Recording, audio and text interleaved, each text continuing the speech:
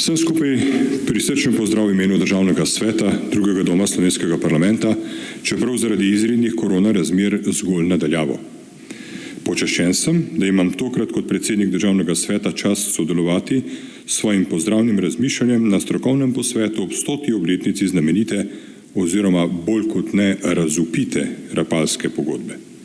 Rapalske pogodbe, ki se je spominjamo z grenčico in bolečino črnega dne izpred 100 let, ko se je zakartalo več kot četrtino slovenskega etničnega ozemlja. Danes bomo lahko prisluhnili številnim uglednim razpravljavcem o tem, kakšen je bil zgodovinski, politični in kulturni pomen tega za 500 000 Slovencev in Hrvatov usodnega mirovnega procesa. Po letu neuspešnih dogovarjanj in pogajanj o mejnem vprašanju med Kraljevino Italijo in Kraljevino SHS so 4 novembrski dnevi leta 1920 prinesli končni dogovor o razmejitvi, znan kot Rapalska mirovna pogodba. Okoliščine so bile do slovenskega prebivalstva, ki je ostalo zunaj razmejitvene pretežno gorske črte, Mangart, Triglav, Krnice pri Novakih, Špehovšce, Hotedršica, Planina, Snežnik, Reka, krute in neizprosne. Kljub naknadnim pozivom po prijateljskih odnosih z obeh strani se to v praksi nikoli ni udejanjilo. Kompromisni italijanski predlog je bil poceni zabarantano blago in slovenski narod njegova visoka cena. Izgubili smo celo Primorsko in del dežele Kranjske. Ni naključje, da Slovenci na pogajanjih nismo imeli možnost sodelovati. So pa odločitve o nas sprejemali drugi, v korist svojih ozemeljskih teženj in apetitov. Slovenci, ki so živeli na Goriškem, delu Notranjske, v Trstu, Istri in na Primorskem, niso bili deležni enake zaščite, ki je pripadala italijanski manjšini na Hrvaškem. Nasprotno, kot manjšina so bili deležni udarcev vse močnejšega fašizma, proces poitalijančevanja pa je potekal tako nasilno in boleče, da so spomini na to kruto obdobje 27 let temnejše plati slovenske zgodovine še vedno živi. Eden od pomembnih razlogov, da je lahko do tega prišlo, pa tiči v sami naravi pogodbe, ki ni zgolj določala mejne razmejitve, temveč je neetično posegala v konkretne odnose na zasedenem ozemlju. 4600 betonskih obmejnih kamnov, ki so se do danes dobro ohranili, je tako še vedno živ spomin na čas, ki bi ga mnogi radi čim prej pozabili. Utrjen obrambni sistem bunkerjev, zaklonišč, kasarn, karavl in drugih vojaških objektov se uporablja še danes. Velik domoljub, profesor Tomaž Pavšič, je na lastni koži izkusil življenje ob tej krivični meji in je svoje aktivno življenjsko delo posvetil ohranjanju te zgodovinske dediščine. V njej ni videl zgolj temačnosti, temveč predvsem veliko svetlobe, tiste znova ponujene priložnosti, da ohranjamo spomin za utrjevanje narodne zavesti. Pavšičevo poslanstvo je pomembno prispevalo k ohranjanju nešteto majhnih, a velikih zgodb o krepitvi narodne pripadnosti, zavednosti in ponosa. In zato je prav, da se mu v tej priložnosti še posebej posthumno priklonimo. Med temi majhnimi, a velikimi osebnimi zgodbami, kot je Pavšičeva, se skriva izjemna moč, ki jo lahko začutimo le, ko se izreče. Tudi sam osebno sem kot mlad fant večere in večere preživel ob njih. Presunljiv in spoštljiv je ta spomin, ki ga še danes nosim v srcu. Spominjam se besed svoje none Zofije Kovšca, rojene Bajc, ki je bila tako kot deta Lojz doma na Colu nad Ajdovščino. Njeni in njegovi sorojenci so imeli Avstro-Ogrsko za svojo domovino. Deta Lojz je bil ranjen na Doberdobu. Italijansko oblast so doživljali kot okupacijsko oblast od njenega prvega do zadnjega dne leta 1943. Deležni so bili ponižanj, sramotenja ob rabi slovenskega jezika, pa tudi surovih kazni ob nepokorščini do italijanske uprave. Posebno hudo se je italijanska oblast znašala nad intelektualci, premožnimi Slovenci in Nemci, ter zavednimi duhovniki. Nona se je večkrat pridušala, da so od Ljubljane in Beograda v tistih časih okupirani Primorci veliko več pričakovali, kot so dobili. Zdelo se jim je, da so bili izdani, prodani in pozabljeni. Naj za zaključek in kot motiv v današnjo razpravo izberem modro misel, ki pravi, da nas zgodovina uči, da se ljudje in narodi začnejo vesti preudarno šele takrat, ko so že izčrpali vse druge možnosti. In naj ne bo ta misel zgolj oster opomin na napake preteklosti, temveč hkrati poziv k večji preudarnosti, da napak iz preteklosti ne bomo ponavljali. Da se to ne bi zgodilo, moramo najprej temeljito spoznati pot usode lastnega naroda, njegove stiske od znotraj in hude pritiske od zunaj, ki smo jih bili deležni znova in znova. Razkosani, odtujeni, razdvojeni, sestradani, prestrašeni, pa tudi iznajdljivi, uporni, kljubovalni ter pogumni. A ne glede na vse, vselej enotni v tem, da smo bili, da smo in da bomo naprej Slovenke in Slovenci. Tega velikega madeža slovenske zgodovine v obliki Rapalske pogodbe se preprosto ne more izbrisati. Naša naloga je, da ne dopustimo, da nam diplomatsko igračkanje in politična nezrelost iz preteklosti trajno poškodujeta narodnega duha in zavednost. Čeprav v današnjem času težkih preizkušenj se moramo zavzemati za njuno krepitev. To naj bo temeljno sporočilo 100-letnice podpisa Rapalske pogodbe. Hvala. Ki ste si vzeli svoj čas in ga posvetili zgodovini, preteklosti, naši preteklosti, ki smo se zbrali na ta popoldan, pravzaprav večer, na predvečer podpisa Rapalske pogodbe. Rapalske pogodbe, ki za slovenski narod, pa posebej nas, ki smo ali živimo na Primorskem, z njo marsikaj izgubili, oziroma nekaj tega smo že slišali v nagovoru predsednika Državnega sveta, gospoda Alojza Kovšce. Zbrali smo se na ta predvečer, ki je po svoje tudi, simbolni datum. Namreč Rapalske mirovne pogodbe ne bi bilo, če bi ne bilo današnjega dne, torej posledic Prve svetovne vojne. Kajti danes se spominjamo 102. obletnice konca Prve svetovne vojne. 11. novembra 1918 ob 11. dopoldne je utihnilo orožje na zahodni fronti. Po dobrih 4 letih bojevanja je bilo približno 60 milijonov mož in fantov razvojačenih. Razpadli so 4 veliki imperiji, avstro-ogrski, nemški, osmanski, ali če hočete nekoliko domače, turški, pa ruski. Približno več kot 10 milijonov žrtev je zahtevala, predvsem mož in fantov, kajti šlo je za tako imenovano viteško vojno. Tako imenovano viteško vojno. Vse to je pripeljalo k temu, da se je po usodnih 4 letih bojevanj bilo treba usesti za mizo in se pogajati. 4 imperiji nastanejo, zlasti srednja in vzhodna Evropa se predrugači, tudi Slovenci se znajdemo na prepihu narodov.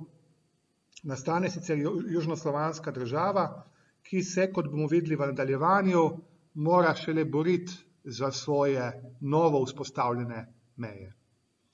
Torej, vsi ti zdaj na kratko našteti razlogi nas navezujejo k temu, da smo se danes zbrali. Da počastimo mir, da poskušamo najti razloge, zakaj so se stvari dogajale in kakšne so bile posledice. To nam bojo eminentni kolegi v nadaljevanju povedali.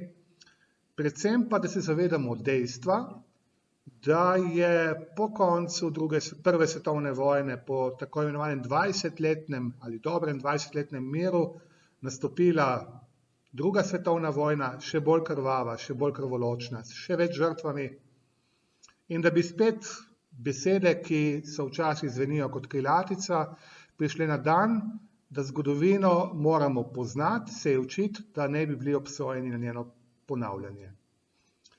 Naj po tem kratkem uvodu povabim najprej k besedi magistra Janka Boštjančiča v imenu Parka vojaške zgodovine v Pivki, ki je tudi eden od protagonistov oziroma tisti, ki nas gosti, vsaj ta jedrni del, in pa pravzaprav je dal pobudo, da se današnji dan, tudi tako pomemben za Vojaški muzej v Pivki, da se obeleži na tak način, kot je naša mini konferenca.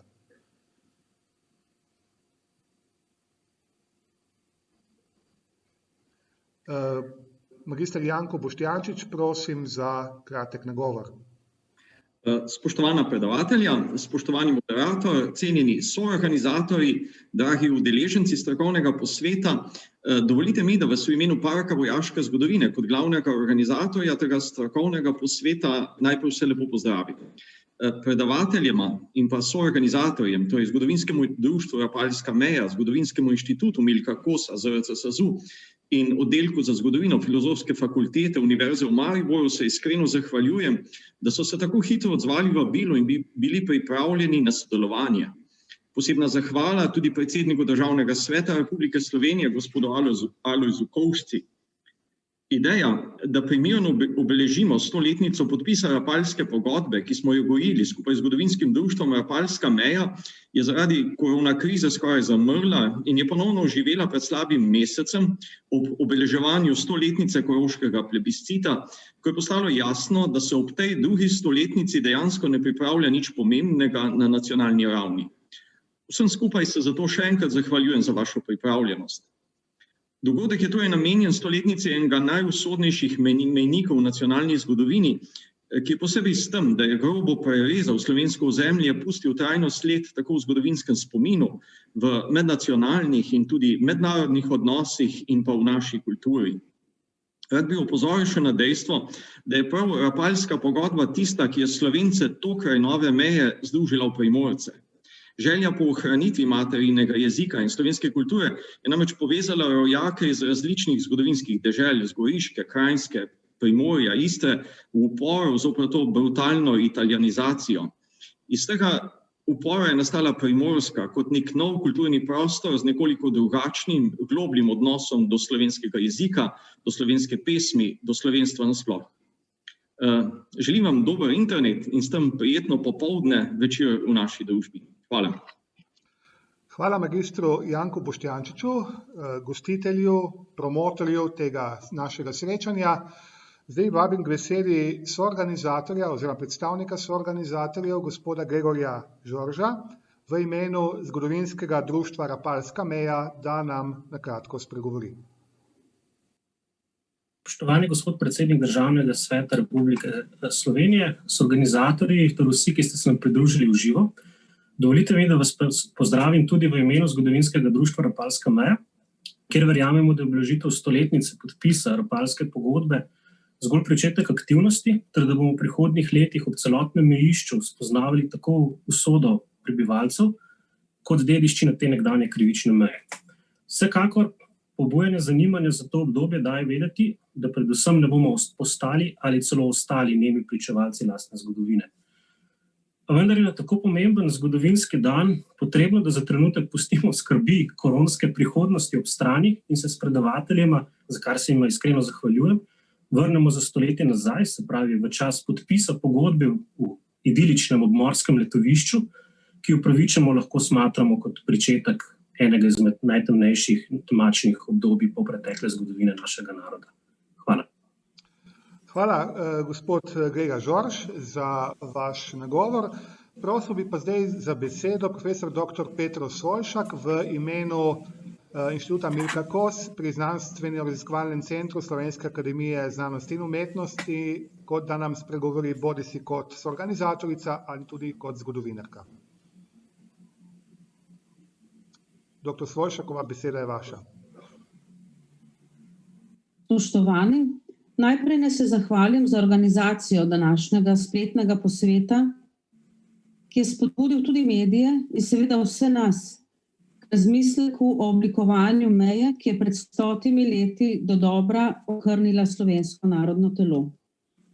Pravzaprav bi se morali vprašati, kako to, da je grozilo, da se bo 100. obletnica podpisa Rapalske pogodbe izmuznila brez resne javne znanstvene razprave, saj sta 2 drugi 100. obletnici v letošnjem letu bili deležni vsedržavnega in celo meddržavnega obeleževanja. Z odgovorom ne bom špekulirala. Bom pa zato še enkrat izrazila hvaležnost pobudniku Parku vojaške zgodovine Pivka in seveda predavateljema, ki zagotovo sodita med najizvrstnejše poznavalce obdobja izpred 100 let. Posebej sem vesela, ker je eden od njiju, dr. Andrej Rahten, sodelavec našega inštituta in v njem z veliko vnemo utrjuje raziskovalno polje diplomatske zgodovine, dr. Gorazda Bajca pa vsekakor štejem med zelo dragocene kolege. Pa še to. Včeraj je preteklo 45 let od podpisa Ozimskega sporazuma, ki je 2 leti zatem, ko so ga ratificirali v parlamentih držav podpisnic, dokončno postavil mejo med Jugoslavijo in Italijo. Torej je izbira današnjega dne in priložnosti več kot pravšnja za naše srečanje, ki mu želim srečno pot tudi na svetovnem spletu. Hvala, dr. Petra Svoljšak, za te lepe in povedne, zgodovinsko bogate besede.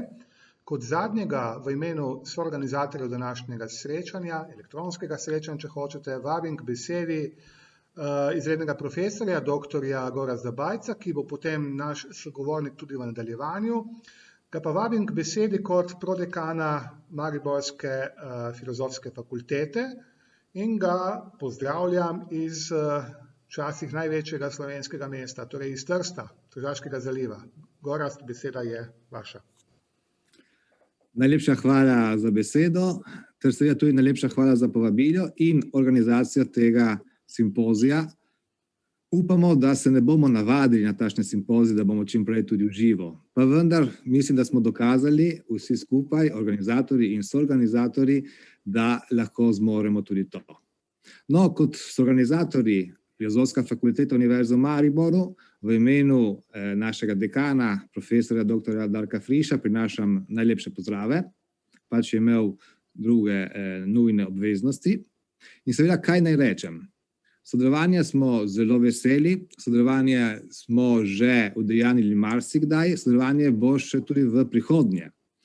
Namreč tukaj z kolegi, nekaterimi pa tudi z drugimi, smo že večkrat priredili kakšne zanimive posvete, v zadnjih letih kar nekaj.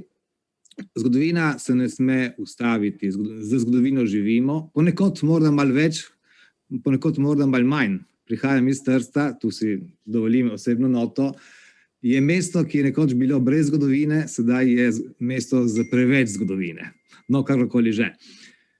V okviru naše filozofske fakultete Univerze v Mariboru organiziramo recimo ta december 2 druga posveta in lahko tukaj že napovem od 1. do 3. decembra velik posvet o letu 1920 in pa 14. in 15. decembra ob 80-letnici smrti Antona Korošca. Tako lepo vsi vabljeni. Tudi nekateri izmed vas boste tu sodelovali.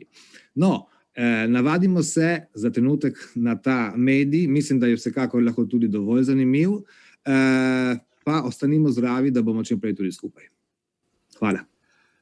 Hvala, spoštovani kolega dr. Gorazd Bajc. Kmalu se spet slišimo v razpravi, ki bo sledila v nadaljevanju. Glejte, dr. Petra Svoljšak je omenila 2 pomembni obletnici, ki sta bili dostojno proslavljeni v letošnjem letu, oziroma smo se jih spominjali. Obe tragični, precej tragični za naš narod, ena povezana s Primorsko, s Trstom, požig Narodnega doma, 13. julij 1920. Ga imamo tudi v literarnem smislu obdelanega, tudi v zgodovinskem. Če mi dovolite, tukaj bi dal osebno noto in opozoril na knjigo dr. Gorazda Bajca in dr. Boruta Klabjana, ki bo, kolikor vem, kmalu izšla in opisuje te tragične dogodke, vzroke, posledice. Pred kratkim, pred mesecem, dobrim mesecem, pa 100-letnica tragičnega koroškega plebiscita, ki je boleče razdelil rojake na Koroškem in po katerem je večina Koroške pripadala Republiki Avstriji. Mi smo se zbrali danes, da obeležimo tretji, recimo temu datum, ki je usodno spremljal slovenski narod v letu 1920, v času, ki je vendarle zaključeval povojne peripetije na slovenskem zahodnem robu, od zasedbe italijanske novembra 1918 preko najprej vojaške uprave na Primorskem do poznega poletja 1919, potem civilne uprave in potem je prišel čas, ko se je bilo treba dejansko zmeniti, kje bo potekala nova državna meja med tedanjo kraljevino SHS in pa kraljevino Italijo. Naj ob tem povemo tudi, da je ves sistem evropski, ki je počival potem recimo na Versajski Evropi, torej ta sistem, ki je bil vzpostavljen po prvi svetovni vojni z razpadom prej omenjenim 4 velikih imperijev, nastavkov celega niza nacionalnih držav, bil je postavljen v Pariz ali sestavljen v Parizu, najprej z Versajsko, Saint-Germainsko, potem Trianonsko pogodbo.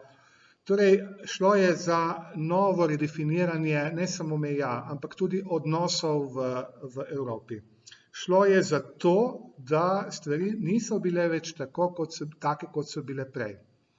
Da bi lažje razumeli te turbulentne čase, da bi lažje razumeli duh časa v tedanji Evropi, pogajanja, udeležba slovenskih diplomatov pri vsem tem in konec koncev izplen, ki smo ga Slovenci kot del južnoslovanske države, tisti, ki so ostali vzhodno od Rapalske meje in zahodno tisti, ki so prišli pod kraljevino Italijo, da bi ta sistem razumeli, moramo ali bomo prisluhnili profesorju doktorju Andreju Rahtenu.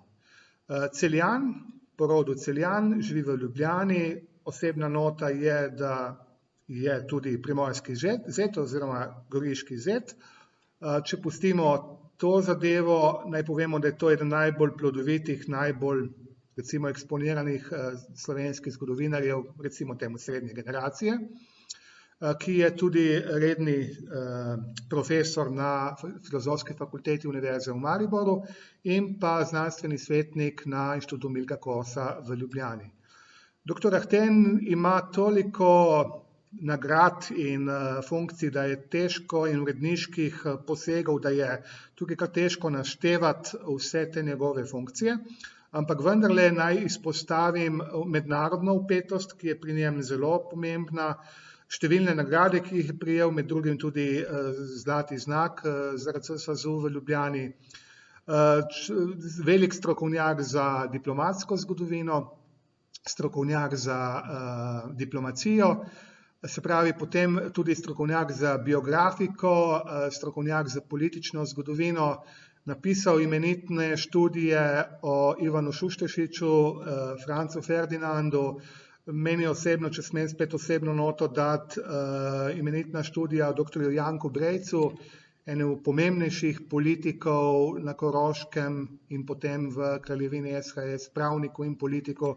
Skratka, človek, ki je velik del svojega življenja preživel v arhivih in tudi njegovo delo bazira na arhivskem raziskovanju. Torej, predstavil nam bo okoliščine okrog Versaja, mirovnih pogodb, torej tisto, kar je naše kraje zaobjemalo na predvečer skorajšnje sklenitve popolnega miru, torej leta 18, 19, 20, da pridemo potem do Rapalske pogodbe. Doktor Andrej Rahten, prosim za besedo. Hvala lepa, Renato, za besedo. Sedaj bom poskušal najprej spraviti po konci prezentacijo.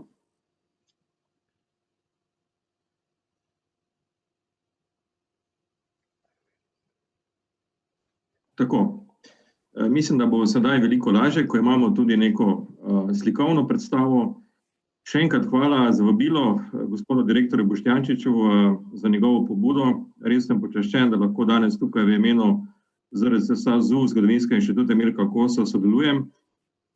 In jasno, sem tudi deloma na Univerzi v Mariboru, tako da sem vesel obeh soorganizatorstev. Iz Renatovega uvoda sem se res spomnil, da sem edini neprimorski govornik danes in res je, to, da sem poročen z Briko, mislim, da odtehta tudi mojo kvalifikacijo na današnje srečanje. Tema je zelo široko zastavljena, poskušal bom samo nekaj ključnih elementov izpostaviti kot neke vrste preludi v predavanje mojega kolega dr. Bajca. Gre namreč za resnično eno dogajanje, ki je v zadnjih letih v slovenski historiografiji doživelo kar nekaj novih pogledov. Tukaj pred vami so nekateri naslovi iz zbirke Studia Diplomatica Slovenica, kjer smo se še posebej sistematično lotili teh vprašanj. Kot lahko vidite, smo poskušali različne aspekte Versailleska sistema po povezavi s Slovenci obdelati, tudi, bi rekel, za mednarodno javnost, saj nekatere knjige so šle tudi v angleščini in francoščini. To poudarjam tudi zato, ker fotografski material, ki ga boste danes tukaj videli z redkimi izjemami, izhaja iz zbirke Studia Diplomatica Slovenica in je tako tudi podlaga mojim današnjim izvajanjem. Recimo za izhodišče vzajemo tole fenomenalno karikaturo fenomenalnega umetnika Hinka Smrekarja, ki je nastala točno v začetku Pariške mirovne konference, januarja 1919, in kjer na njemu humoren, a hkrati izjemno inteligenten način Smrekar predstavi, kako je pravzaprav delovala Pariška mirovna konferenca. Naj povem, on je zastavil to karikaturo v začetku konference in bomo videli, da je zanimivo, da so potem vsi ti liki pravzaprav upravičili ta sloves, ki jim ga je namenil v karikaturi.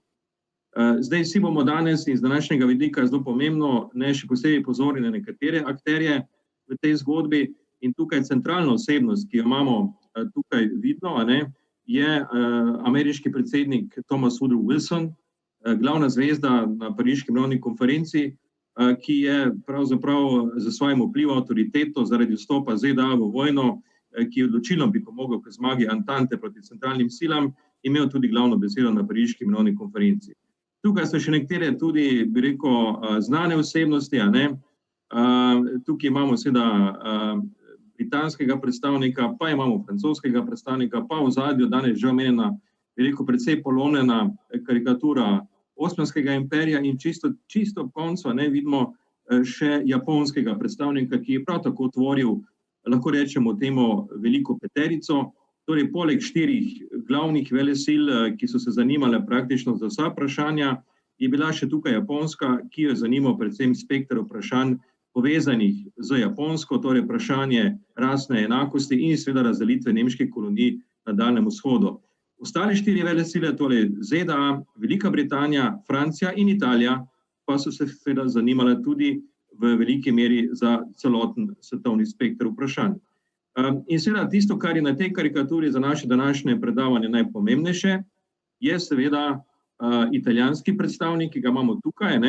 To vidite, to znamenito kratico SPQR, torej Senatus Populusque Romanus, ker veste, še iz časa Rimskega imperija, torej alegorija na sklicevanje Italije, da želi pravzaprav obnoviti vsaj Beneško republiko, če ne že tudi Rimskega imperija.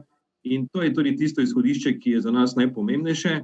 In država, o kateri govorimo, je pa tukaj na tej vpregi, ki vidite, da jo vodijo hijene, alegorično prikazana kot dekle, je pa Jugoslavija. Torej kraljevina Srbov, Hrvatov in Slovencev, ki pride na Pariško mirovno konferenco in seveda jasno ima ključne nasprotnike prav v italijanskih diplomatih, ki vidite tudi na tej karikaturi Hinka Smrekarja, kar zadeva Jugoslavijo, vlečejo z vrvmi ostale predstavnike velesil. Zdaj, seveda ta karikatura je naslikana v očeh Smrekarja, ki so ga bolele vse te krivice, ki so nastajale na Pariški mirovni konferenci in že pred njo v povezavi z londonskim memorandumom, ampak vendarle vidimo, tako približno je potekalo razmerje sil, na podlagi katerega se je oblikoval Versajski sistem v Parizu. Kot že rečeno, država, ki je bila nekako največja žrtev italijanske diplomacije, je bila delegacija Kraljevine Srbije. Tukaj poudarjam, in spet je to v povezavi z Italijo, Slovenci, ki so del jugoslovanske delegacije, pridejo v Pariz uradno v delegaciji Kraljevine Srbije. Zakaj Srbije, če je bila pa že 1. decembra 1918 ustanovljena Kraljevina Srbov, Hrvatov in Slovencev? Zato, ker je ravno Italija bila najbolj glasna nasprotnica tega, da se to državo mednarodno pravno prizna že ob začetku mirovne konference.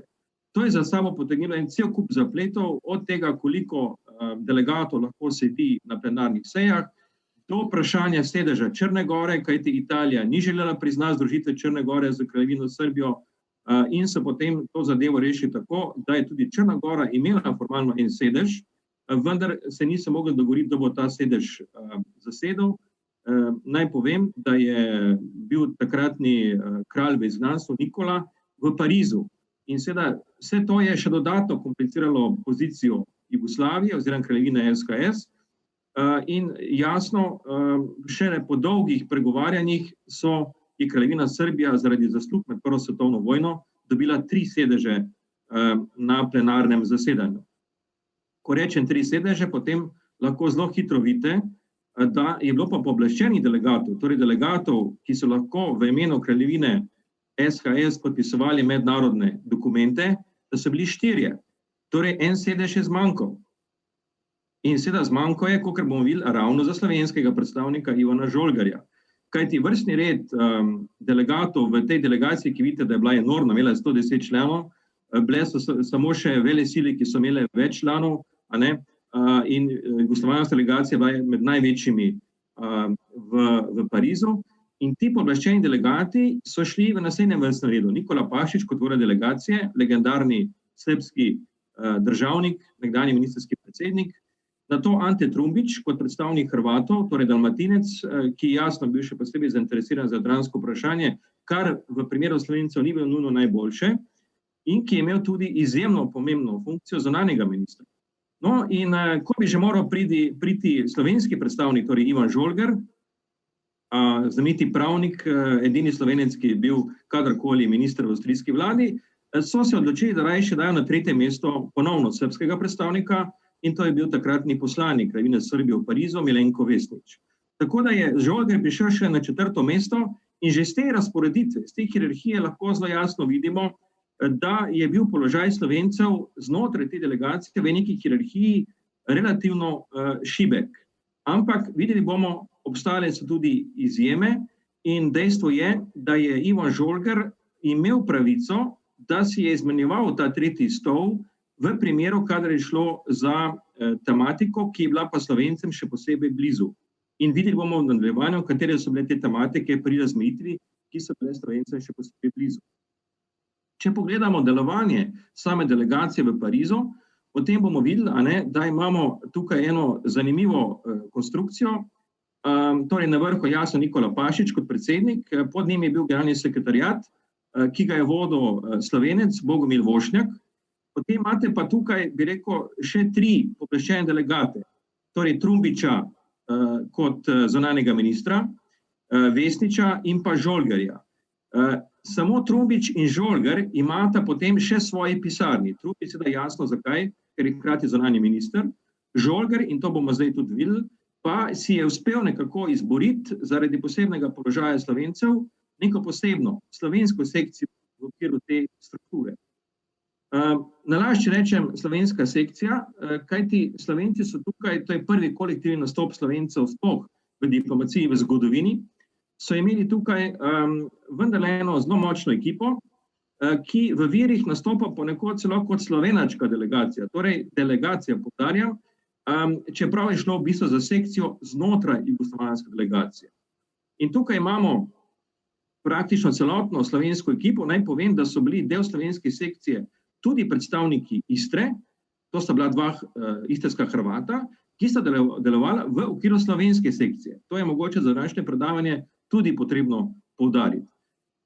No, in seveda eden od hrvaških kolegov, bolj rečeno dalmatinskih kolegov, Josip Smodlaka, je potem v svojih spominih relativno, kaj naj rečem, z lepimi besedami, izbranimi besedami opisal to delovanje Slovencev, čeprav se politično glede njihovih narodnih zahtev ni strinjal, pa je cenil pridnost in disciplino slovenske delegacije, ki se je pod vodstvom Ivana Žolgerja, kot je on napisal, prelevila v pravcato pisarno po dunajskem vzoru, kajti Žolger je organiziral slovensko sekcijo po vzoru svojega uradniškega delovanja, ko je bil še na Dunaju visok funkcionar in kasneje minister.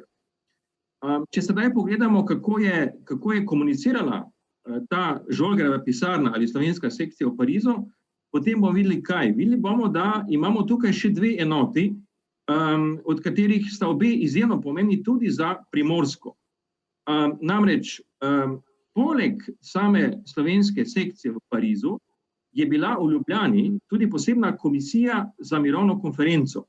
In ta komisija za mirovno konferenco, ki jo vodil Fran Vodopivec, je zbirala materiale, ki jih je dobivala s terena in jih potem selekcionirano pošiljala v Pariz. Seveda, ta komunikacija, morate vedeti, je potekala izjemno težko, namreč poštne povezave so bile katastrofalne, vse je potekalo večinoma preko poslancev in jasno je bila ta komunikacija seveda zaradi tega tudi neke vrste šibka stran delovanja te, slovenske ekipe. In za naše primorske razmere, pa je še zlasti pomembna druga enota, ki imamo tukaj, pisarna za zasedeno ozemlje, ki je bila prav tako izjemno aktivna in je zbirala gradiva iz okupiranega ozemlja in ga posredovala potem naprej. Ta komunikacija je potekala tako, da je potem pisarna večinoma komunicirala za komisijo za mirovno konferenco v Ljubljani in od tu naprej je šla komunikacija dalje. Tako je pravzaprav, vidite, bila slovenska sekcija še posebej organizirana znotraj tega sistema jugoslovanskih pogajalcev v Parizu. Kdo so bili ti slovenski predstavniki?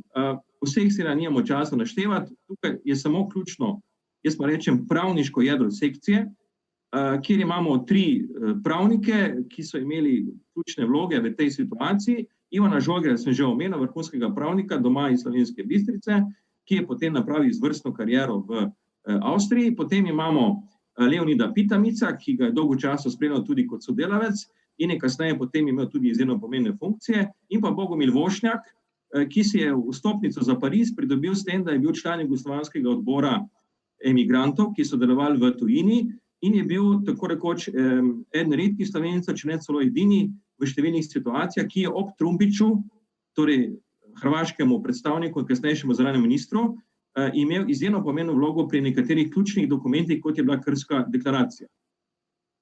In seveda spet za današnje srečanje zelo pomemben delegat, Ottokar Ribarš, danes je že omenjen Trst, torej Ottokar Ribarš kot zadnji slovenski poslanec iz Trsta v Dunajskem parlamentu. Tukaj številka 7 pred njegovim imenom, kajti on je bil v tej hierarhiji 7 delegatov Kraljevine SHS šele 7 po vrsti in tudi ni bil pooblaščeni delegat, ampak je bil vladni delegat, kar je pomenilo, da ni smel podpisovati mednarodnih aktov. Ampak seveda, Ribarževa prisotnost je bila zelo pomembna, zato ker je vedno znova in znova postavljal na dnevni red jadransko vprašanje, tudi v trenutkih, ko so ostali člani delegacije morda nekoliko več časa posvečali razmejitvi z Avstrijo in Madžarsko. Tukaj prihajamo sedaj v osredje današnjega kratkega predavanja. Z moje strani pa velja še posebej omeniti eno osebnost, in sicer Ivana Švegla, nekdanjega avstro-ogrskega konzula v ZDA in Kanadi, ki je bil tudi izjemno tesno povezan s Trstom. Že v času, ko je bil konzul, je bil eden tisti, ki je uredil, da je avstrijski Lloyd potem lahko prevažal emigrante v ZDA in Kanado. In seveda je tudi kasneje, kar je manj znano, ko je zaključil diplomatsko kariero, bil predstavnik Trsta v začasnem narodnem predstavništvu v Beogradu. Tako da vidimo, da gre za izjemno pomembno osebnost in na sami konferenci je bil zgolj predstavnik tiskovne sekcije. Danes bi rekli, skrbel je za PR, ampak kakor bomo videli, zlasti povezavi z Wilsonom, in da njegova vloga precej več od te. Zdaj, dva sklopa vprašanj so tukaj pomembna, ko govorimo o oblikovanju versajskega sistema in Slovencih v Parizu. Prvi, ki ga bo danes seveda do podrobnosti obdelal kolega Bajc, jaz ga samo omenjam, da imamo predstavo. Torej, prvi seveda jasno je bil sklop vprašanj, ki izhajajo iz londonskega memoranduma. Tukaj ne bomo zdaj naštevali, kaj se londonski memorandum zajema iz te, bi rekel, jadranske problematike. Dejstvo je, da je potem Parizu bila dodana še reka, kar je seveda za sabo potegnilo še dodatne komplikacije, ampak to je bil recimo en sklop vprašanj, s katerimi so se soočali tudi slovenski predstavniki v Parizu v tistem času. Drugi sklop vprašanj pa je bil vezan predvsem na razmejitev na Avstrijo. Torej, razmejitev na Koroškem, danes že omenjeni koroški plebiscit za Maribor, za katerega smo nekako že pozabili, pa je vendarle bil tudi dolgo časa v zraku, in pa boj za jeseniški trikotnik. Če damo na stran Koroško, ki danes ni glavna tema, bi samo izpostavil, da sta drugi dve vprašanji, čeprav sta vezani na razmejitev z Avstrijo, pravzaprav vezani v veliki meri na odnos med takratno jugoslovansko delegacijo in italijanskimi diplomati. Zakaj? Zato, ker je pri obeh vprašanjih, tako pri glede plebiscita za Maribor, kot jeseniškega trikotnika, bila italijanska diplomacija tista, ki je pri teh dveh vprašanjih povzročala največ težav Slovencem na pariški mirovni konferenci. Kakor vsi vemo, je generalmajster vzpostavil neko izrečeno dejstvo v Mariboru in nekako še vedno živimo v prepričanju, da je bilo to. Torej, od tu dalje se ni dal nič spremeniti in Maribor je bil za večno slovenski. Na pariški mirovni konferenci se je pokazalo, da to ne drži in zasluga za to, da je bil Maribor ponovno postavljen pod vprašaj, gre prav italijanskim diplomatom. In šele z eno, bi rekel, zelo močno akcijo Ivana Žolgerja in ekipe in obeni zelo močni podpori francoske diplomacije pod vodstvom Andreja Tardieuja je uspelo preprečiti italijansko namero, da pride do plebiscita za Maribor. Podobna zgodba je glede jeseniškega trikotnika. Prav tako precej pozabljena in človek bi rekel, kaj imajo z Italijani z jeseniškim trikotnikom. Pravzaprav vse. Zato, ker je bila italijanska diplomacija spet tista, ki je zahtevala, da se zaradi strateške lege, železnice, Peljak, Trst, tudi jeseniški trikotnik vključi bodisi v Italijo, bodisi v Avstrijo. In se s tem prepreči, da bi ta strateško pomembna železnica šla skozi ozemlje Jugoslavije.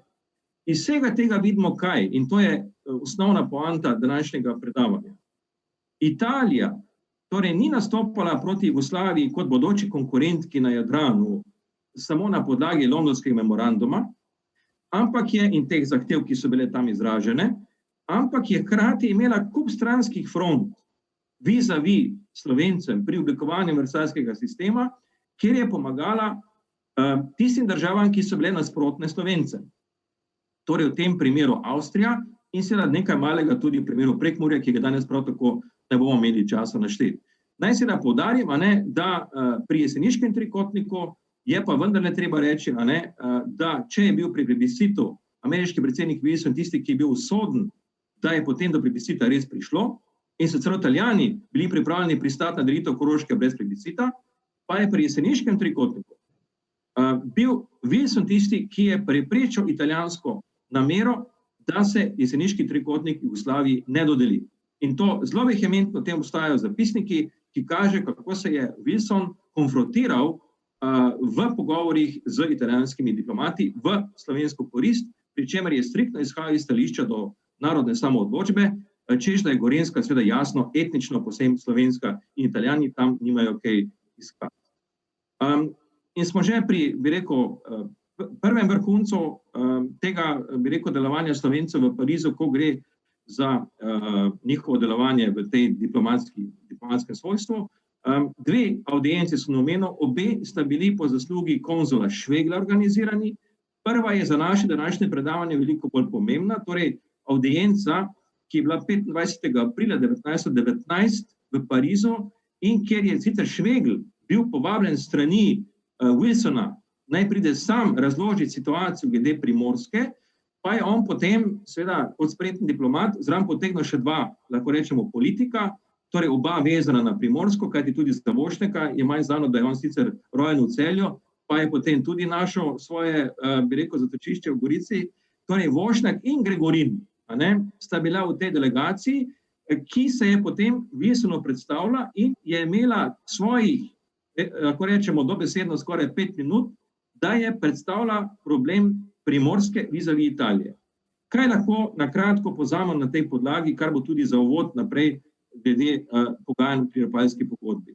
Wilson je bil edini državnik formata, seveda, v Parizu, ki je nasprotoval priznanju londonskega memoranduma.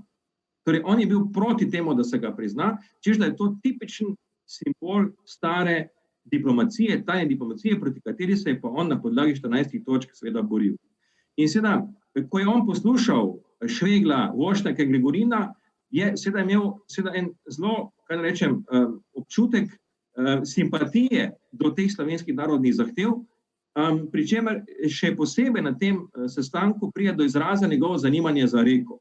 Vsi vemo, da je ravno pri vprašanju reke prišlo do največjih konfliktov z italijansko delegacijo in tukaj je Švegl porabil veliko časa, dobil veliko časa, bolj rečeno, da je lahko predstavil tudi jugoslovansko stališče glede reke in iz te audience, obstaja zapisnik, ki ga je napisal Švegl, je razbrati, da je na tej točki imel seveda Wilson svoje stališče predvsem bliže jugoslovanskemu kot pa italijanskemu. Kaj se je dogajalo potem z italijansko diplomacijo, bomo več izvedeli od kolega Bajca. Bila je potem še druga audienca, ki je mogoče bolj znana v zgodovinopisju, ker smo se več ukvarjali z koroškim plebiscitom. Namreč 5. junija 1919 prije pa potem ena res impozantna delegacija iz Ljubljane pod vodstvom torej predsednika deželne vlade za Slovenijo Janka Brejca in pa škofa Jegliča, ki potem seveda predstavi svoje videnje predvsem koroškega problema in tukaj pač Brejc uporabi ta znameniti izrek Ave Wilson Sloveniji mori tudi te salutant, ki pa očitno ni dovolj ganil ameriškega predsednika, da bi spremenil svoje stališče glede koroškega plebiscita. Tisto, kar ostane v zraku in kar je tudi druga poanta za današnje predavanje, je to, da takrat ugotovijo Slovenci, da jim Wilson, recimo pri Koroški, vsiljuje plebiscit, ko gre pa za Primorsko, pa kljub simpatijam ne želi tako daleč, da bi Slovencem dovolil plebiscit za Primorsko, za katerega so Slovenci, za razliko od Koroškega, računali, da ga seveda lahko dobijo. Seveda, nekako vsi smo fokusirani na leto 19, naj povem, da se potem v letu 20, bi rekel, te vrste diplomatov precej izrečijo, vrhunski državniki odidejo, Wilson prvi, že sredi leta 19 tako naprej. Žolger ostaja v Parizu, oblikuje, bi rekel, jugoslovanske pozicije, tudi glede Društva narodov in tako naprej, ki so pomembne za versajski sistem in šele potem 9. septembra 1920 odide iz Pariza z seveda ničenim izplenom, če hočete, ko gre za vprašanje razmejitve z Italijo, tukaj je pač ugotovljeno, da z Italijo je potrebno priti do bilateralnega zaključka.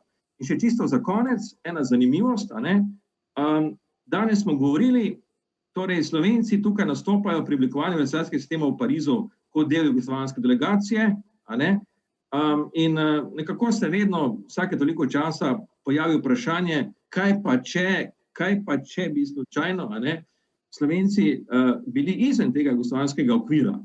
In tukaj je en dokument, ki sem ga odkril po sreči, lahko rečem, ker je bil del enega fonda, ki je bil prej že zelo raziskan, in sicer pismo Josipa Vidmarja, begunca, ki je pribežal pred italijansko okupacijo iz kanala ob Soči in ki se je obrnil na to, bi rekel, ljubljansko konferenco oziroma ljubljansko komisijo za pariško konferenco Frana Vodopivca in kjer je v enem zelo obširnem pismu, ki ima več strani, zelo natančno opisal, kako si on predstavlja delovanje slovenskih predstavnikov v Parizu. In kaj je njegova glavna poanta? Njegova glavna poanta je, da bi Slovenci morali v Parizu nastopiti sami in da bi to pomagalo tudi v njihovi relaciji do Italije. Kajti njegova teza je bila, dokler je Slovenija del Jugoslavije, kraljevine SHS, ki jo italijanska diplomacija percepira kot svojega glavnega konkurenta pri hegemoniji na Jadranu, potem bodo seveda tudi Slovenci se morali posloviti od številnih primorskih ozemelj, ker so seveda vsa ta ozemlja potem strateško še toliko pomembnejša. Če pa bila Slovenija manjša država, samostojna država,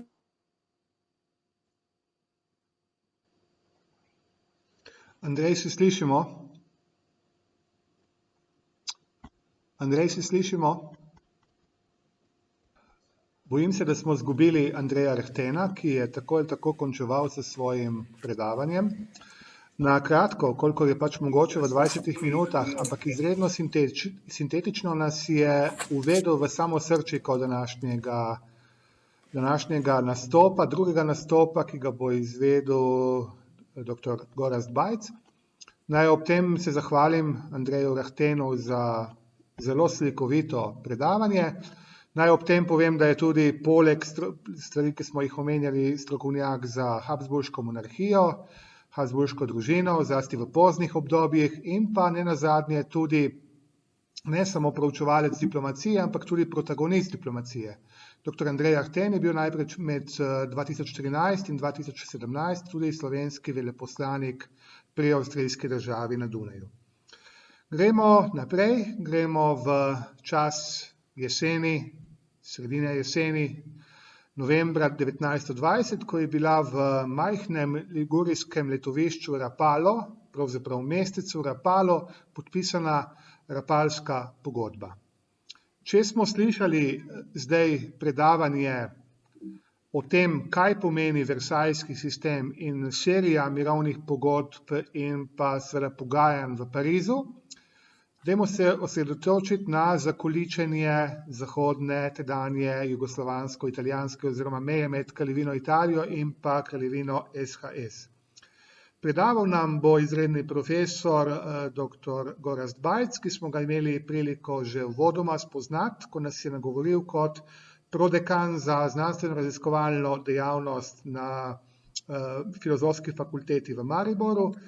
Gorazd prihaja iz Trsta, kjer tudi živi s svojo družino.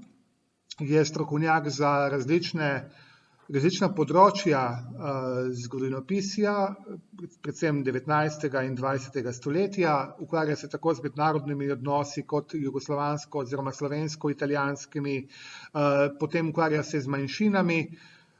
Zgodovinarji pa ga mogoče najbolj poznamo kot strokovnjaka za obveščevalne službe. Tudi njegove monografije o tem govorijo. In pa človeka, ki ima izreden posluh za arhivsko delo. Dr. Gorazd Bajc je veliki obiskovalec arhivov v tujini, od Rima do Beograda, od Londona do Washingtona, in dejansko tudi njegova dela bazirajo predvsem na arhivskih virih. Avtor številnih monografij, samostojnih člankov, poznan tudi kot urednik nekaterih zgodovinskih revij in pa tudi prejemnik številnih nagrad.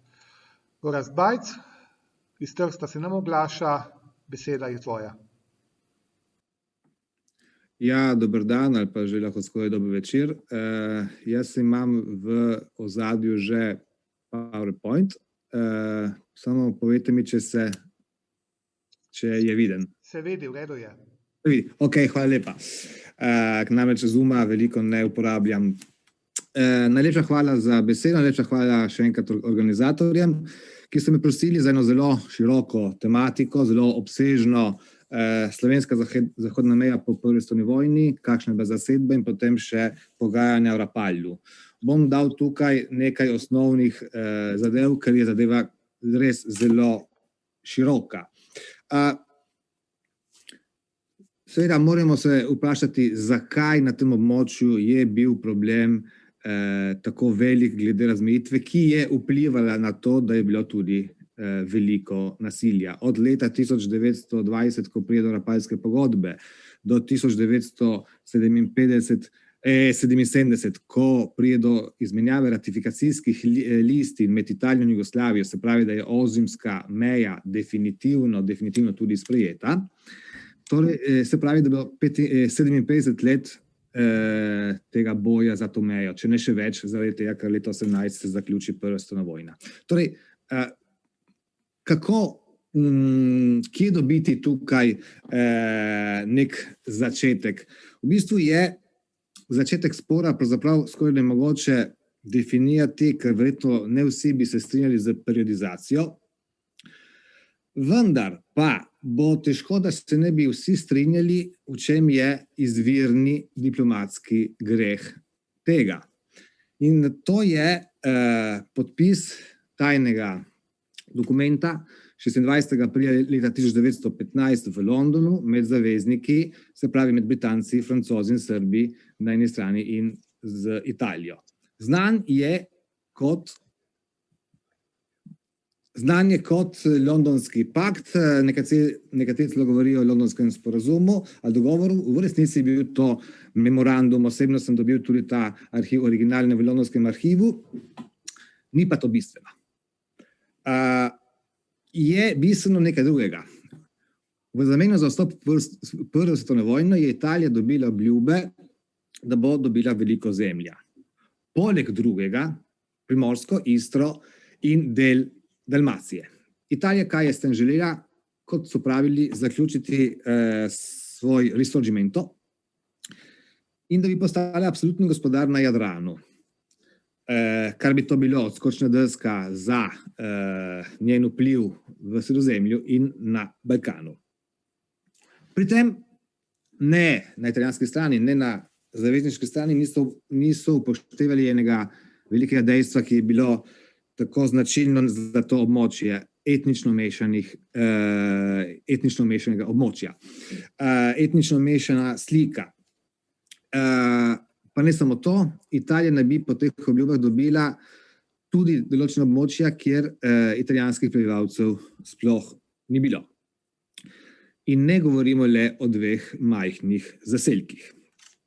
Torej, Londonski memorandum leta 15, jaz ga imenujem izvirni diplomatski greh vseh teh težav na tem območju.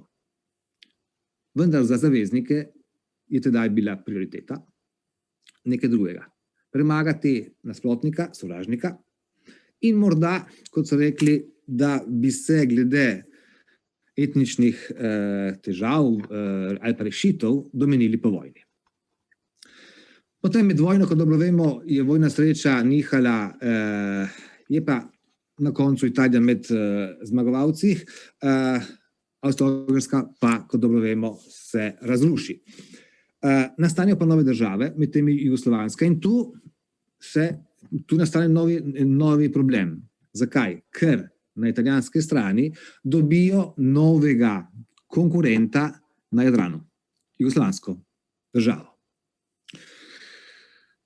Italija tega dejstva ni želela sprejeti, pravzaprav od ustanovitve Kraljevine Srbov, Hrvatov, Slovencov pa SHS je začela zakulisno podpirati tiste jugoslovanske kroge, ki niso marili v skupno državo. Predvsem to je bil hrvaški separatizem.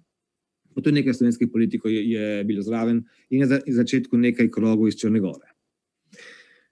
Kaj pa se zgodi konkretno na terenu? Tu je en zemljevid, ki upam, da je dovolj čitljiv, ker prikazuje določene črte. Najbolj na vzhodu črta, najbolj na vaši desni, je črta dodatnih italijanskih zahtev po prvi vojni.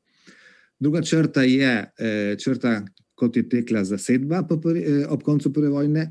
Črta, ki ni črtkana, je črta obljub iz Londonskega memoranduma leta 15. No, italijanske čete zasedijo v nekaj dnevih celotno območje, razen nekaterih krajev v Dalmaciji, to pa so manjši kraji. No, in če tukaj pobliže pogledamo tale zemljevid, vidimo, da ne samo je v bistvu italijanska vojska prekoračila tole črto, ki je bila obljubljena v Londonu leta 15, potem so bile zahteve še večje, s tem je pa vsekakor za zasedbo imela veliko prednost že na začetku. Kako je bilo pod zasedbo? Tukaj so podatki že znani iz marsikaterih raziskav, ki so jih opravili nekateri eminentni zgodovinarji, v prvi vrsti dr. Milica Kacin-Bohinc, seveda. Lahko pa rečemo naslednje, ki pa je tudi vplivalo potem na poznejše dojemanje celotnih razmer. Italijanska zasedba ni bila prijazna do slovenske in hrvaške prisotnosti na tem območju. Bilo je že na začetku tudi nekaj nasilja, ali pa konkretno italijanska država je tudi nasilje dopuščala. Dejstvo pa je, da se je odnos do, kot so rekli, novih okupatorjev še poslabšal. Seveda za mejo je pomembno, kako se je potem razvijalo v Parizu, marsikaj je povedal kolega Rahten. Tukaj seveda dodamo, da se je zadeva zakomplicirala predvsem zaradi reke, ker moramo nekaj počrtati. Reka ni bila med obljubami leta 1915 v Italiji. Sicer ne ravno precizno, v londonskem memorandumu iz leta 15 je reka naj bi pripadala Hrvatom. No, na italijanski strani zahtevajo po vojni tudi reko, pride do zasedbe strani italijanske vojske, tudi zavezniki pošljajo svoje, vendar imajo malo vojakov in v bistvu vse se vrti okoli reke. Če mi govorimo večkrat o tem območju, da je to problem tržaško vprašanje, pravzaprav za tisto obdobje je to zgrešeno, tedaj je bilo reško vprašanje. Skoraj vse debate so se odvijale namreč okoli reke. Medtem se je seveda pojavil problem, kot dobro vemo, zaradi posega ameriškega predsednika Wilsona z njegovim predlogom, rečemo kompromisnim, da v bistvu Italija naj ne bi vsega dobila, kar je bilo obljubljeno leta 15, tudi ker ZDA niso le podpisnice tega tajnega dokumenta v Londonu. V bistvu, da ne bi dobili vsega, en del Istre, vzhodni del, bi dobila nova jugoslovanska država, Italija ne bi dobila ne Dalmacije, reka pa bi lahko postala mednarodno pristanišče. Za jugoslovansko stran, za jugoslovansko delegacijo, to je v bistvu bil maksimalno, kar bi lahko dopustili. Več od tega, kot so rekli, več žrtev tega ne bi nikoli dopustili. Italijanska stran pa tega ni sprejela. Skratka, v Parizu meja ostane nedorečena. Na začetku leta 1920 zavezniki v bistvu prepustijo Italiji in Jugoslaviji, da se sami domenita, kako bo prišlo do te razmejitve. Od začetka leta 20 do novembra leta 20 potem smo priča nekaj mesecev v bistvu bolj ali manj napetih odnosov med obema državama. Med tem časom je Italija ohranila svojo začasno vojaško zasedbo, čeprav je imela potem tudi civilno upravo po juliju leta 19. Vmes pride recimo do požiga Narodnega doma v Trstu leta 20 in drugih nasilnih akcij, ni bil samo požgani Narodni dom, ki v bistvu italijansko stran pripričalo, da je jugoslovanska stran šibka in da pravzaprav nima nobenih pravih adutov. No, en adut na slovenski ali pa jugoslovanski strani je bil. In to je bil pravzaprav edini adut in to je bilo železniška pot, ki je povezovala Trst in Srednjo Evropo, Trst in Dunaj. Ker najkrajša pot, najboljša pot tudi zaradi logistike je bila pot, ki je peljala preko Jesenic. In Jesenice so bile, takrat je bilo tu veliko debate, kam bi spadale Jesenice. Tu zavezniki, je treba priznati, niso popustili in so v bistvu pomagali Jugoslaviji in s tem tudi Slovencem, da so ohranili Jesenice. Ker namreč Italija je želela ali dobiti Jesenice ali pa kot varianto, da bi Jesenice dobila Avstrija. Namreč, da bi ta železniška pot potekala ne po jugoslovanskem ozemlju. To je bil v bistvu edini adut s strani jugoslovanske diplomacije. 15. julija 1920 je nek novi akter, ki je potem tudi v bistvu arhitekt Rapalske pogodbe, ki pride na dan z vso silo.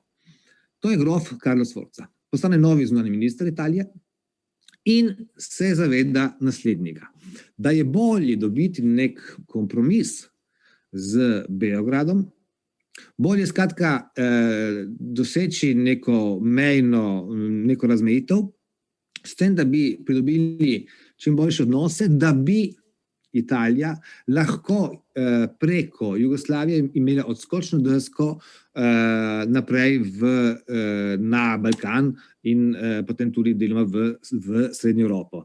V bistvu treba je bilo še vedno zapolniti tisto vrzel, ki jo je pustila Habsburška monarhija. No, Carlo Sforza pošlje recimo v Beograd enega svojega zvestega sodelavca, Volpi se imenoval, in razume, da bi lahko z srbsko stranjo prišli do nekega dogovora. Se itak preslej bi morali priti, v Parizu in Londonu so na to močno pritiskali, da bi morali se vendarle zmeniti. In potem maj zatem Italija napravi še eno potezo, ki je v bistvu zanjo pomembna, ker pridobi veliko simpatije v mednarodnih odnosih. Zapusti vojaško obljubi, da bo zapustila Albanijo. Ker tudi glede Albanije je bilo zelo vroče in tu reakcija Pariza, Londona in Washingtona seveda je bila zelo pozitivna in torej italijanska stran se čuti vedno močnejša. Če potem k temu prištejemo še oktobra leta 2020, plebiscit na Koroškem, ki je, kot dobro vemo, ga zmagala avstrijska stran, je jasno, da je bila tukaj jugoslovanska v vedno bolj podrejenem položaju. To se je videlo sicer že pred Rapallom. Recimo, en velik problem je bil in veliko zavlačevanja je bilo glede delitve bivše avstro-ogrske flote. Tu je mišljena en del flote, tu je mišljena vojna flota in tudi trgovska flota. Tu je v bistvu na koncu italijanska stran dobila veliko več tonaže, kot je pač bilo mišljeno na koncu Prve svetovne vojne. Tudi ker Francija in Velika Britanija so se svojemu delu tukaj odpovedale. Sedaj pa, kako je bilo pred odhodom v Rapallo. Dve sta bili delegaciji, italijanska in jugoslovanska. V italijanski so bili trije protagonisti. Že menjeni grof Sforza, zunanji minister, predsednik ministrskega sveta ali prvi minister Giovanni Giolitti in vojni minister Ivano Bonomi. Obenem so v tej delegaciji, imamo nekaj podatkov, da naj bi bili tudi nekateri drugi prisotni, recimo načelnik generalštaba in nekateri višji uradniki zunanjega in vojnega ministrstva. Na jugoslovanski strani pa so bili trije glavni in edini protagonisti. To je bil ministrski predsednik Milenko Vesnić, Ante Trumbić, zunanji minister, ter finančni minister Kosta Stojanović. V delegaciji SHS, ki je šlo v Rapallo, ni bilo nobenega Slovenca. Sicer vlada v Ljubljani na začetku novembra upa, da bi lahko se ji pridružil Ivan Švegelj. To pa se ne uresniči. Tu je moje vprašanje morda med oklepajem malo provokativno. Zakaj ni bilo nobenega Slovenca? Ali so se morda zavedali slovenski politiki in ali diplomati, da so pogajanja v bistvu nemogoča glede slovenskega ozemlja in torej nihče se ne bi upal iti tega podpisati? Karkoli že. Zapremo oklepaj. V Rapallo je odhod z vlakom za jugoslovansko delegacijo, ki 6. novembra tudi pride z ekspresnim vlakom v Ljubljano, ustavi se, na peronu pride predsednik državne vlade Janko Brejc in predstavniki slovenskih strank, seveda se pogovarjajo z jugoslovanskimi predstavniki in, kot je pisal Slovenec, izrekejo zaupanje, da bodo delegaciji znala pri pogajanjih varovati pravice našega naroda. Na to je delegacija šla dalje. Delni optimizem na slovenski strani. Velik optimizem je bil na italijanski strani, to si lahko tudi predstavljamo. Pričakovanja drugih, seveda o Parizu in Londonu sem že nekaj povedal. Rusija tedaj izven vseh iger v mednarodnih odnosih in moramo se spomniti, ena izmed sopodpisnic Londonskega memoranduma leta 2015. No, oglasi se tudi ruska stran. V splitskem časopisu Nova doba je objavil neko pismo iz leta 2014 ruskega poslanika v Cetinju, kjer je že tedaj ruskemu zunanjemu ministru Sazonovu predlagal, da bi v bistvu da bo tukaj velik problem okoli Jadrana in da mora vsa obala od Trsta do Splita pripadati zaledju. Tedaj ni bilo še Jugoslavije, če je bila Jugoslavija, verjetno bi rekel Jugoslaviji. No, gremo pa v Rapallo. 7. novembra najprej pride italijanska delegacija, potem pride jugoslovanska, zunanji minister Sforza vse lepo tudi sprejme, to seveda je protokolarno, in potem 8. se prične ta 4-dnevni, zelo intenzivni v bistvu pogajalski dvoboj do podpisa. Če tukaj poenostavim, tukaj imate na zemljevidu seveda tudi enega izmed tolikih zemljevidov, ki so objavljeni glede te razmejitve, da imamo pač pred sabo vsaj rezultat glede meje in je dobro videno, kako je bilo tukaj na slovenskem območju. Upam, da sem zbral enega izmed boljših zemljevidov, so nekateri še podobni. Karkoli že. Na prvi dan, 8. novembra leta 2020, Italija ima 3 velike zahteve. Meja se mora na slovenskem območju premakniti proti vzhodu, in sicer to na območju Snežnika. Zakaj? Ker Snežnik je bil za Italijo, kot so govorili, zelo pomemben zaradi obrambe.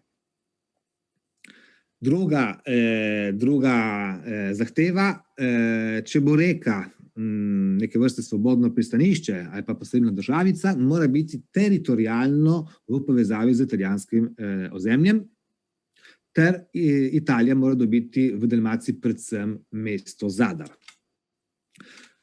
Jugoslovanska delegacija na prvega dne, njene zahteve bi lahko rekli, da so enake temu predlogu, ki ga je podal ameriški predsednik Wilson. Se pravi, Dalmacija celotna pod Jugoslavijo, reka lahko dobi kakšen poseben status, predvsem Istro pa je treba razdeliti na 2 dela. Manjši del, vzhodni del pod Jugoslavijo. Seveda, italijanska stran na to ni bila pripravljena. Kaj je zanimivo v tem prvem dnevu, je tudi naslednje. Sforza želi, in to je bil njegov leitmotiv, da pride do takšnega dogovora, da bosta obe državi zadovoljni. To izjemno jasno tukaj tudi izpostavi. Zanimivo je tudi to, kar pove obrambni ali vojni minister Italije, Ivano Bonomi, ki pravi, da Italija si ne želi ene ofenzivne meje, temveč defenzivne. In to morajo Jugoslovani razumeti, da tukaj ni napirjeno proti njej. Prvi dan, 8. november, se torej konča brez nekega rezultata. Naslednji dan Italija nadaljuje z svojimi zahtevami, je pa pripravljena tukaj deloma popustiti na slovenskem območju glede Logatca in glede okraja severno od reke Kastava. Jugoslaviji bi tudi ponudila, kot so rekli, gospodarske in politične dogovore, predvsem politične dogovore, da bi se domenili obe državi, da bi preprečili eventualni prihod oziroma povrnitev Habsburžanov. Tistega dne, drugi dan, 9. novembra, Trumbič je dal protipredloge. Pravzaprav tedaj SHE da razumeti, da se odpoveduje Snežniku. V bistvu se glede slovenskih teritorijalnih vprašanj tukaj jugoslovanska delegacija dvigne roke. Zahteva pa en del Istre in zavrača to teritorijalno povezavo med Italijo in reko. Slednja bi lahko postala seveda tudi neodvisna državica, bi pa morala Jugoslavija tudi dobiti en del, mislim, v bistvu pristanišče Baroš, ki je bilo pristanišče zraven Sušaka. jugoslovanska stran tudi bi dobila vso Dalmacijo, razen Lošinja. V bistvu, z koncem drugega dne je jasno, da problem je sedaj samo glede Dalmacije. Tretji dan. Jugoslavija v bistvu ustraja pri pristanišču Baroš in začenja malo bolj popuščati glede Dalmacije. Tu je bilo ključno glede Zadra. Najprej je Jugoslavija želela ponuditi, da bi Italija dobila le historični del mesta, italijanska stran pa je želela pač tudi zaledje.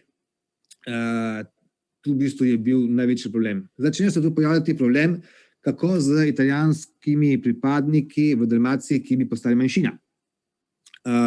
Najprej je Jugoslavija tukaj bila absolutno proti temu. Tretji dan, 11. novembra 20. Pride na ta pogajanja potem še drugi protagonist v italijanski sceni, Giolitti, namreč šele proti koncu pride. In tedaj se pogajanja še bolj izostrijo, vendar vedno glede samo Dalmacije. Trumbič se kaže zelo nepopustljiv, tudi glede italijanske manjšine. Zato je treba iti še do zadnjega dne, 12. novembra leta 20. V bistvu delegacija SHS popusti glede Zadra in v bistvu tudi glede tega varstva italijanske manjšine, čeprav naj bi to bilo zapisano v Rapalski pogodbi manj definirano, kot so na italijanski strani želeli. Italijanska stran je potem to tudi sprejela. Končni rezultat z podpisom: Italija dobi vso Julijsko krajino, dodatno, kot sem rekel, predvsem z Snežnikom okoli Ilirske Bistrice tudi, pa del okoli Postojne, otoke Cres, Lošinj, Lastovo, Palagruža in v 7. členu garancijo za svojo manjšino. Reka postane svobodno mesto, jugoslovanska stran ali pa kraljevina SHS dobi pristanišče Baroš ob Sušaku. Po nekaterih interpretacijah tedaj tudi Italija končno prizna Jugoslavijo. Namreč v preambuli Rapalskega dogovora je tudi rečeno, da Italija s tem, da podpiše ta dogovor, tudi izpolnjuje enega izmed svojih najvišjih ciljev v prvi svetovni vojni. Jugoslavija dobi v bistvu vse drugo v Dalmaciji in vsaj začasno boljše odnose z svojo sosedo. Nič pa v Rapalski pogodbi glede slovenske in hrvaške manjšine v Julijski krajini. Kako so reagirali Slovenci? Velika upanja so bila. Velika upanja pred tem podpisom, in tu bi jaz rad izpostavil v bistvu v enem članku, ker je zelo značilen za tisti čas, zelo podobno dobimo tudi v drugih. V bistvu, pogledamo se tukaj primer Slovenca iz 11. novembra leta 20. Kaj so komentirali? V bistvu, da ne bodo pustili gospodariti Lahkov v Trstu in sploh ob obali Adrije vsi drugi narodi. Kaj se tukaj nakazuje? Če bodo Italijani pretiravali, pravijo v Slovencu, preslej se jim bo usoda maščevala. Naj torej ne pretiravajo. V isti številki, kaj so naložili svoji delegaciji? Ja, če bodo pretiravanja, jugoslovanska delegacija mora z dostojanstvom odkloniti in tudi oditi. Ne pustimo si ničesar diktirati. Se opravičujem? Ja.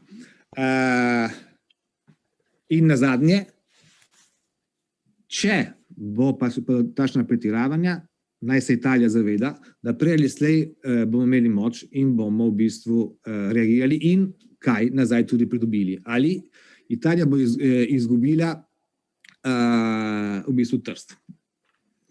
Napoved o prihodnosti ni to edini primer. Tudi recimo okoli požiga Narodnega doma v srednjih časopisih je naglaševanje, da ko bomo močni, mi Slovenci, ne, seveda med narekovaji dajem, se bomo maščevali in bomo osvojili. In to maščevanje v bistvu bo tudi precej hudo. Je tudi to dodatno spodbudilo protifašizem na Primorskem po Rapalju, v bistvu brez dvoma.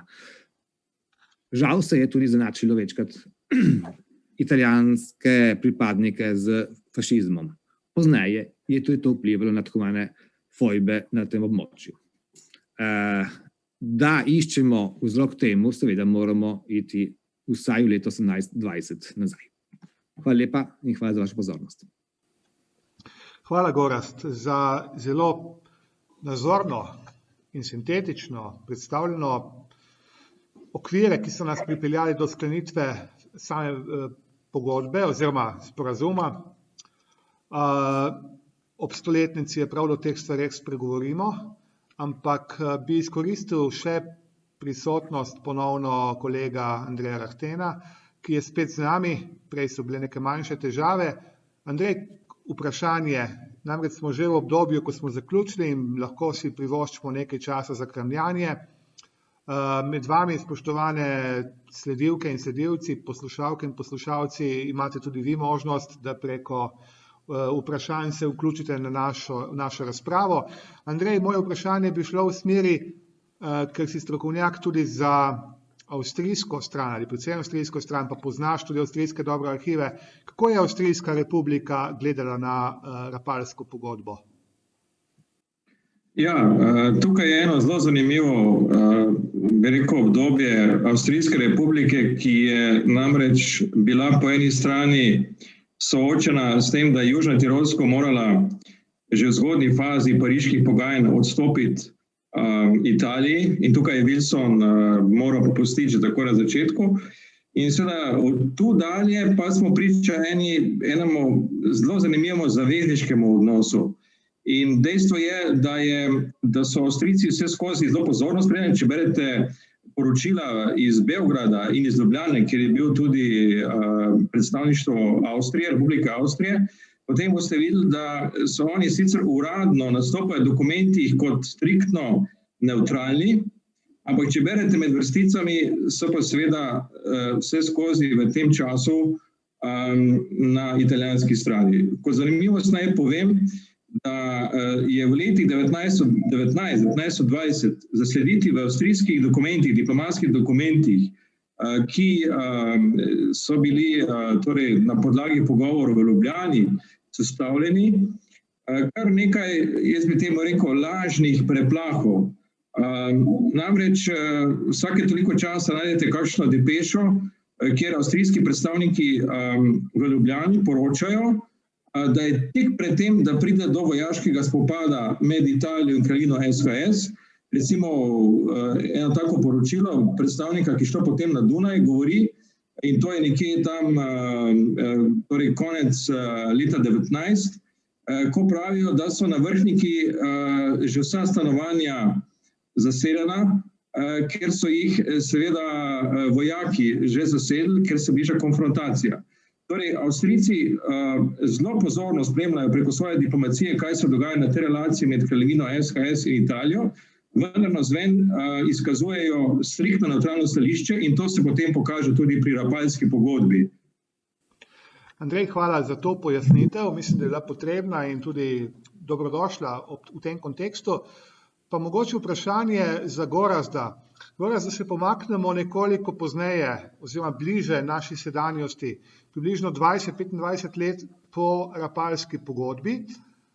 Kakšno tvoje mnenje, kakšen uspeh je bil retorično, čemu ga lahko pripišemo, da je bila po drugi svetovni vojni s Pariško mirovno pogodbo vendarle Rapalska pogodba redefinirana oziroma presežena in da se je vsaj del slovenskega nacionalnega ozemlja na zahodu, severozahodu tedanje Jugoslavije vrnil recimo temu v matico, čeprav sta obe stoletni središči, Trst in Gorica, ki nikoli sicer nista bili popolnoma slovenske, ampak sta v sozvočju z svojim zaledjem figurirali kot slovensko okolje, da se je vendarle ta Rapalska pogodba po drugi svetovni vojni revidirala. A bi nam lahko tukaj sintetično predstavil nekaj svojih pogledov?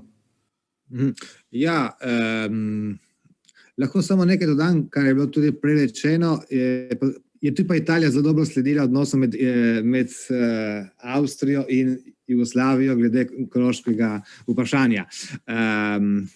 Pomagali so predvsej Avstriji, to je jasno, tudi na terenu.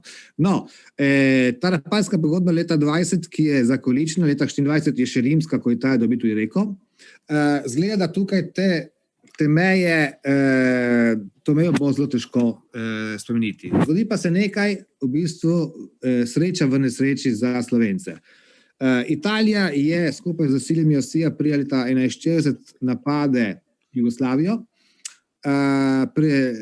preseže mejo, potem tudi kljub vsem pravilom v mednarodnih odnosih tudi anektira tako imenovano Ljubljansko pokrajino, v bistvu ponudi možnost jugoslovanski strani, če bi bila na koncu druge svetovne vojne zmagovalka, da bi se ta meja spremenila. In tako se tudi zgodi. Zgodi se tudi, ker v bistvu, kaj se generalno gledano v slovenski zgodovini prvič zgodi, da so Slovenci imajo v bistvu svojo moč, vojaško jih zavezniki v bistvu prvič upoštevajo in s tem tudi politično. In na koncu vojne zasedejo slovensko etnično zemlje, sicer se morajo umakniti proti vzhodu, ker je bila grožnja po vojaški intervenciji, to dokumenti jasno tudi pokažejo, vendar se ne umaknijo za Rapalsko mejo, se umaknijo, bomo rekli tako po domače, vmes poti. Umakne se vmes poti in več ali manj tista demarkacijska črta začasna, za določenimi korekcijami, postane današnja meja. Ampak to je francoski kompromis, ne v bistvu? Francoski kompromis. Ja. Več ali manj je potem prišlo do manjših teh korekcij. Leta 1947 je ta pariška mirovna pogodba z Italijo, en del, ta večji del se razdeli, cona B, Posočje, prije pod Jugoslavijo, dobro še del Istre, prije pod Jugoslavijo, je še ta sporni del Tržaška pokrajina in Istrsko-Bujski kraj, ki imamo čakati do leta 1954, ko je Londonski memorandum med Italijo in Jugoslavijo, ki pa Italija ga ne ratificira. Zato ozimo leta 1975 izmenjava ratifikacijskih listin. Da spomnimo še to, mlada slovenska diplomacija leta 1992 postane naslednica nekaterih dogovorov in med temi je tudi ozimski dogovor in kar je najvažnejše v bistvu se potrdi tale meja. Gorazd, za konec bi ti mogoče, ker prihajaš iz tržaškega okolja in si nam bliže Rapalu kot mi, ki smo recimo tukaj trenutno v Pivki, daj čisto laično nam razloži, kje pravzaprav je to mestece Rapalo, da si ga bomo lažje predstavljali, spoštovani poslušalke, poslušalci, sledilke in sledilci. Pravzaprav, kje gre za to mestece? Kje bi ga iskali na zemljevidu? To je v bistvu v Liguriji. Ligurija je severo-zahodni del Italije ob morju. Glavno mesto tam je Genova. Če imate pred sabo, je zelo lepo mestece, zelo prijetno je dobilo to svoje ime, znano tudi za drugih diplomatskih dogovorov v samem Rapalu. Oziroma govorimo o kraju Santa Margherita Ligure in zraven je v bistvu tudi ta Rapallo. Zelo lepo za kakšen izlet, ko bomo končali s tem koronavirusom. Meni osebno nisem še bil. Kdor je bil tam, je pač to mi pač rekel, da je zelo zanimivo. Še to kulinarično noto, zelo dobro se uživa pri mizi tudi v Liguriji. Bil sem v Genovi in je zelo dobro. Gorazd, malo za šalo, malo za res. Jaz sem tam bil, izredno lepo letovišče in v bližini je tudi znamenito turistično središče Cinque Terre, Porto Venere in tako naprej. Tam od La Spezia severozahodno. Lepi kraj, zelo lepi kraj. Torej se pridružujem pozivu dr. Gorazda Bajca, ko bo čas korone mimo, da obiščemo Rapalo, ki nam je konec koncev tudi zaznamoval našo preteklost. Posebej pa Slovencov na Primorskem. Absolutno, ja. Hvala. Lahko samo s temu nekaj še dodam. Slovencov na Primorskem tudi v bistvu Hrvatov v Istri. Absolutno. Ja. V bistvu tukaj se večkrat tudi to pozablja. Čeprav potem, recimo, kaj je tukaj zanimivo? Leta 1947, Pariška mirovna pogodba, za Hrvate je zadeva glede meje rešena. Dovolj. V bistvu potem je zanimivo, da se v bistvu samo Slovenci zanimajo za to mejo. Hrvati so... Če smeva mogoče nadaljevati, mogoče bo za potencialne ali pa dejanske študente, ki nas poslušajo, zanimivo, da dikcija francoskega predloga je šla takrat v smeri leta 1947, da bi približno toliko manjšine, kot ostane Slovencev oziroma Jugoslovanov, Slovencev in Hrvatov pod Italijo, ostane Italijanov pod Jugoslavijo, tedanjo Jugoslavijo. Govorimo se o številki 20.000 približno. Približno, ja. Vse pri tej zadevi, tisto, kar je najbolj fascinantno, če gledamo za nazaj, ljudje so trpeli, ima recimo kot vprašanje, italijanska narodna skupnost večinoma zapusti in del Dalmacije, tako mani ezuli, če malo poenostavim, čeprav niso bili vsi ezuli, niso bili samo Italijani, pa vendar, slovenska stran na Tržaškem, Goriškem in na vzhodnem delu Videmske pa v bistvu ostane. Se ne izseli. Bomo zaključili počasi. Napravimo novo konferenco. Zato ne bomo odpirali Pandorine skrinjice, da nas vsega ne bomo mogli zapreti. Bi prosil še kolega Andreja Rahtena, če ima on mogoče kaj, da bi nas iz ljubljanskega okolja pozdravil, dodal, mora biti. Verjetno, Andreja, smo spet izgubili. Dobro, upam, da ga bomo našli. Se mi zdi. Povezava je boljša. Torej, hvala dr. Andrej Rahten pa dr. Gorazd Bajc. Hvala Parku vojaške zgodovine v Pivki in direktorju magistru Janku Boštjančiču. Hvala vsem soorganizatorjem, hvala predsedniku Državnega sveta, gospodu Alojziju Kovšci. Hvala vsem poslušalki in poslušalci, ki ste nas spremljali, vztrajali z nami v tej poldrugi uri obdelovanja Rapalske pogodbe. Upam, da smo s tem odškrtali delež naše, bomo rekli, turbulentne zgodovine začetka 20. stoletja. To je bila prva tovrstna konferenca, verjamem, da ne zadnja v tej obliki. Želim vam vsem skupaj veliko zdravja, bodite fajn, predvsem pa ostanite optimistični. Lep pozdrav iz Pivke vsem poslušalcem.